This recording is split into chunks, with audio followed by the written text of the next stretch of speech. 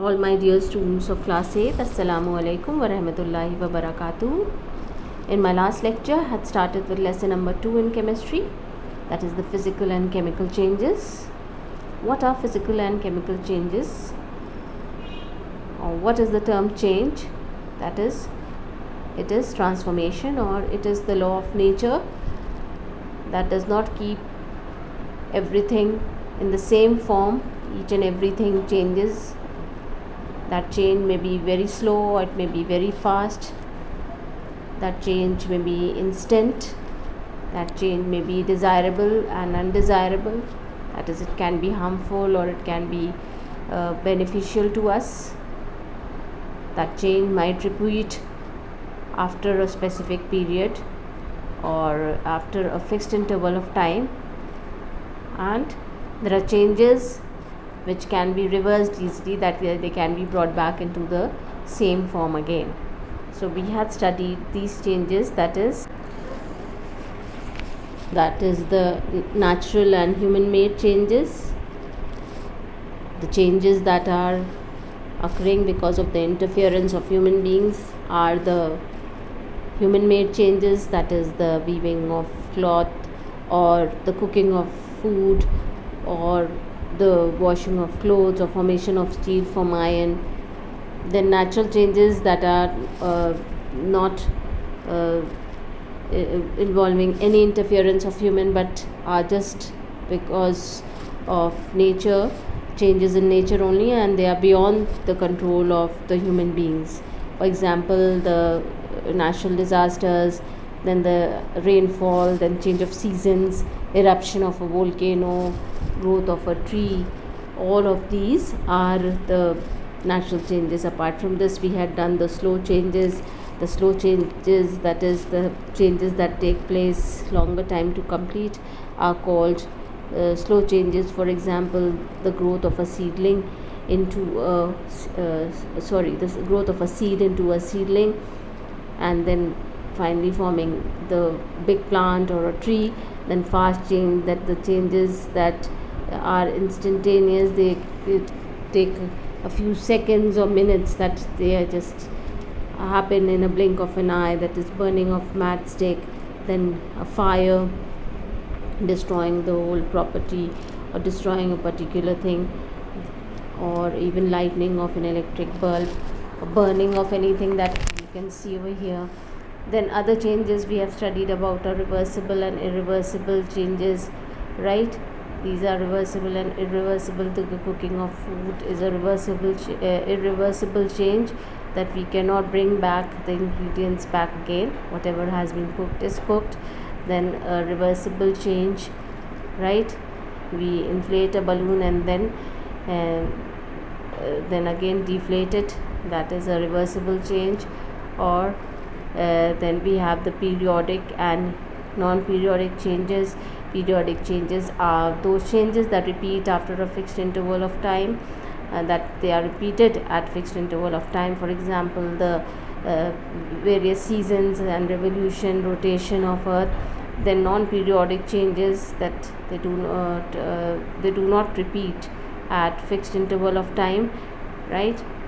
Like landslide, eruption of volcano, or coughing, thunder and lightning, right?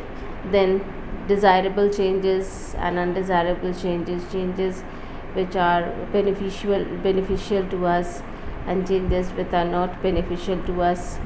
They are desirable and undesirable changes. Then that is changes which are harmful to us. Undesirable changes, eruption of a volcano or a forest fire is a undesirable change or a non-desirable change. Then the physical change and chemical change, about which we will study today. Before starting the physical changes, let us start the exercise on page number 18. Tick the correct option. Which of the following is not a human made change? Cooking of food, weaving of cloth, melting of glaciers, and production of food grains. It is, of course, melting of glaciers. What are glaciers? They are the sheets of ice, right? They are formed on their own, and they are melting because of the increase in the temperature, that is because of the global warming. Then which of the following, this is the answer, which of the following is not a slow change? Rusting of iron, burning of matchstick, growth of a tree to decay. Burning of a matchstick is a fast change, right? Next is, which of the following is an undesirable change? That is the flooding of rivers, formation of curd from milk, ripening of fruits, drying of clothes. It is the flooding of rivers, right? This is the answer. Which of the following is not a non-periodic change? Coughing, that is it repeats at a fixed interval of time. Thunder and lightning, high and low tides, eruption of a volcano. It is high and low tides because they are dependent on the pull of the moon, right? Then next, which of the following changes cannot be reversed? Melting of ice, boiling of water, cooking of food, melting of wax. Of course, the cooking of food. Once it has been prepared, the ingredients have been mixed together and cooked, they cannot be brought back, right? Next is the fill in the blanks. Changes that occur naturally and beyond the human control are called the human made changes. Changes that take a shorter time to complete are called the fast changes, right? Then changes that are beneficial to humankind and we want them to take place are called as desirable changes. Changes that repeat at fixed intervals of time are called periodic or non-periodic? Periodic changes. Name the following changes that can be reversed easily by reversing the conditions. It is reversible changes. Changes that cannot be reversed by reversing the conditions are irreversible changes, right? Now let's begin with the physical changes. Now what is a physical change? A change which a change in which only the physical properties of a substance change and no new substance is formed is called a physical change. What are the physical properties? That change in the odor might be there, change in the appearance is there, change in the color of a particular thing, right? Like for instance, we are talking about the water. The physical properties change, that is changes from a solid to a liquid and liquid to a gas. Or in the case of a candle, when we burn it, it melts and changes into a liquid. That's a physical change. It returns back to the same form. So this is the physical change. The change in which only the physical properties of a substance change and no new substance is formed is called a physical change. So this is the definition. Then next is, during a physical change there is no change in the chemical composition of a substance. What do you mean by the chemical composition? Chemical composition is the like for instance, we are talking about water. It is a compound which is made up of 2 atoms of hydrogen and 1 atom of oxygen. So when we have it in the form of ice, it remains in the form of H2O. It does not change into H and O separately, into hydrogen and oxygen separately. Whether it remains in the form of a liquid water or you are heating it and boiling it, changes into the vapors, then also it remains in the form of H2O. So the chemical composition of water is H2O, that is hydrogen and oxygen in the ratio of 2:1, right? So this does not change. This is a physical change. So what are the characteristics of a physical change? First characteristic is that no new substance is formed, right? When no new substance is formed, that means when we keep water in the freezer, then what happens? It changes into ice, right? And when we take it out, it changes back into water. So you can see this is example of solid water that is in the form of ice, right? This is ice, and what has happened to it? When you keep it outside, then it melts and forms liquid water, right? Now this liquid water changes back into ice when the water is kept back in the fridge, in the refrigerator, right? So what is happening is there is no change in the chemical composition of ice and water. This is also H2O and this is also H2O. So freezing and melting, that is the melting, that is the change from the solid ice into the liquid water, and then freezing, that is change from the liquid water into the solid water. These both are interconvertible, and there is no change in the physical or chemical composition of the compound, that is water. It remains in the form of H2O. Is it clear? Next characteristic of a physical change is that there is only change in physical properties like size, shape and state occurs, which you can see over here as well. That is, there is no change in the chemical composition, there is just change in the shape and size. You can see the shape and size has changed. There is no change in the chemical composition. Or even when the glass breaks, what happens? The glass, small pieces are formed, but it remains in the form of glass only. And what does it shows? That physical properties of a substance change during a physical change. Only the physical properties and not the chemical properties, or the chemical composition does not change. Then the third characteristic is there is no change in chemical composition and chemical properties of the substance take place, right? So what happens is, like for instance, the example of the sulfur is given. When the sulfur is heated, here you can see the next characteristic, that there is no change in chemical composition and chemical properties of the substance take place. Is that clear? There is no change in the chemical composition and chemical properties of the substance. So what happens is, you can see the example of powdered sulfur, which is a yellow solid. This is a yellow solid, and when we heat it, then it changes into a pale yellow liquid. It changes into a pale yellow liquid, and when we cool it down, that we remove the source of heat and it is cooled back, then what happens? We get the original solid substance, again the yellow solid back. So you can see that there is no change in chemical properties of sulfur, only the state changes. That is, it changes from a solid to a liquid, and again from a liquid back to solid. So we can say that it is a physical change. Then next property is, it is temporary and generally reversible change. What do you mean by temporary?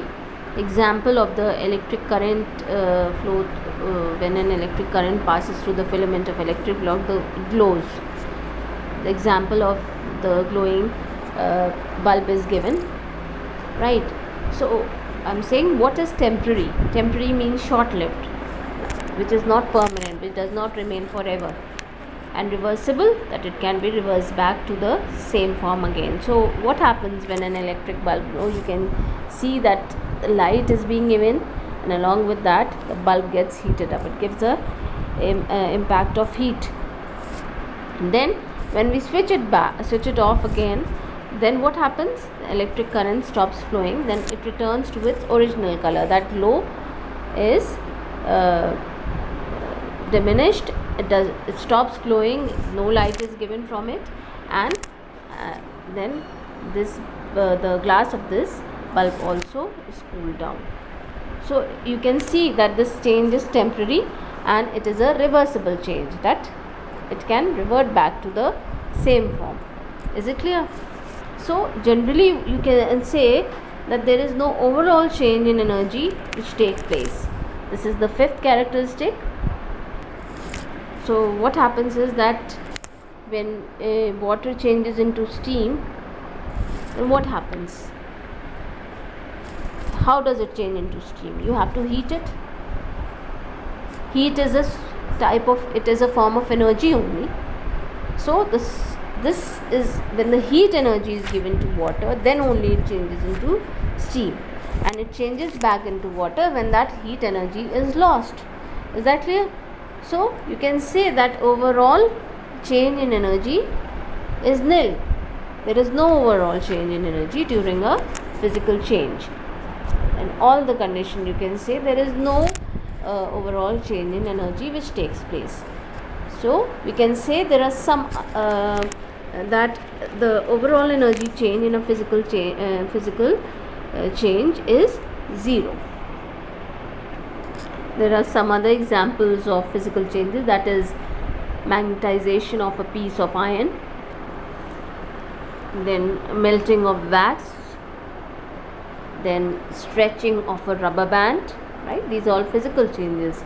Condensation of water vapor, formation of clouds, expansion and contraction of metal on heating and cooling respectively, and sublimation of naphthalene and camphor. We have studied about this in the last chapter also. Drying of wet clothes and dissolution of sugar in water are some other examples of physical changes, right? These are some other examples of physical changes which you come across in your day-to-day life. Then now, what is a chemical change?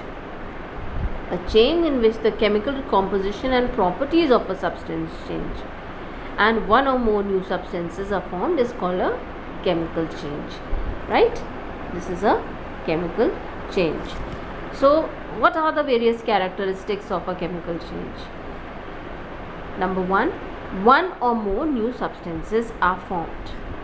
So for this we have the example of iron and sulfur reacting together to form you can say to form iron sulfide. Is it clear? Now this is iron, which you can see in the form of a grey solid, and this is sulfur, which is powdered, and this has a pale yellow color.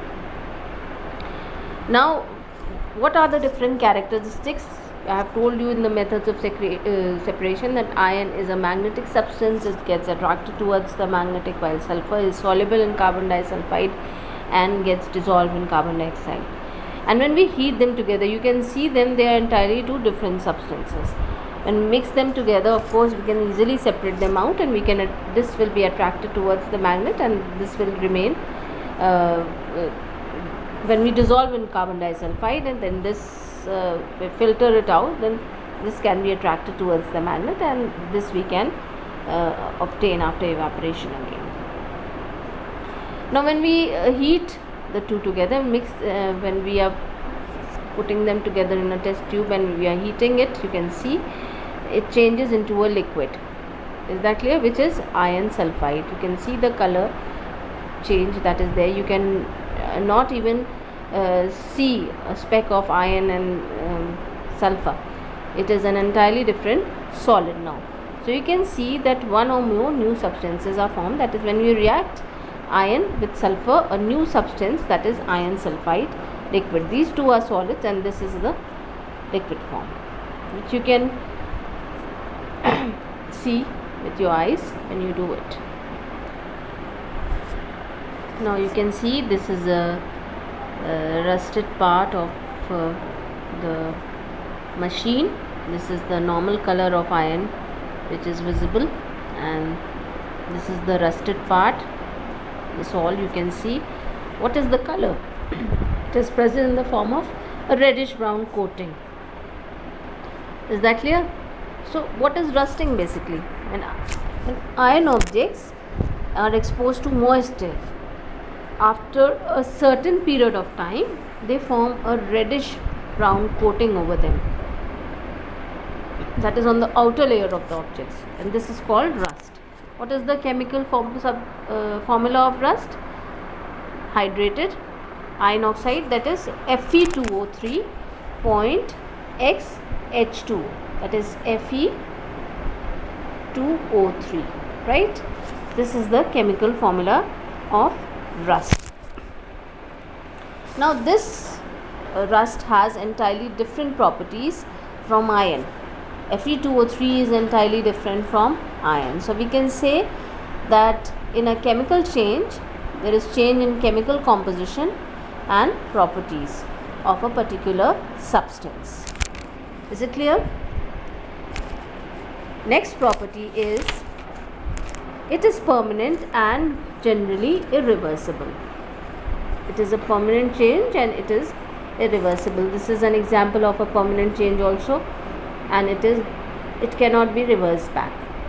We have other examples, that is when we burn wood or paper. So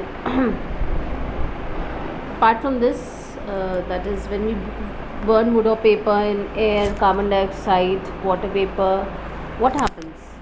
That is, carbon dioxide, water vapor, smoke and ash are formed, and these products cannot be converted back to original paper or wood by any process. We cannot combine carbon dioxide, water vapor and smoke together and form paper back again. So it is a permanent change, and that paper will remain in the form of ash forever and it cannot be reversed back. That is, it is an irreversible change. So when wood or paper burns, it changes into carbon dioxide, water vapor and heat, right? You can see the heat is evolved that's after the burning process, that is during that burning process in fact. Then next is the change in energy takes place. When we burn wood in air, a large amount of heat, this I had told you just now, that a large amount of heat is evolved along with the light energy apart from carbon dioxide and water vapor. So there is a change in energy during a chemical change. So there will be an activity to prove this, which we will discuss in the next lecture. I complete my lecture over here only today. Revise the chapter.